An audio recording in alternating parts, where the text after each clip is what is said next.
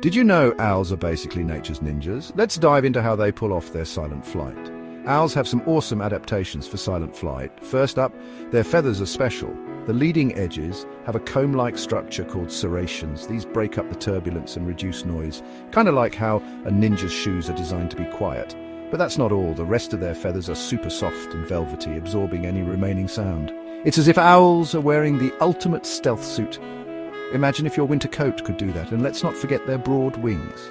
These help owls glide smoothly and slowly, so they don't create noisy air currents. It's like they're on a silent glider.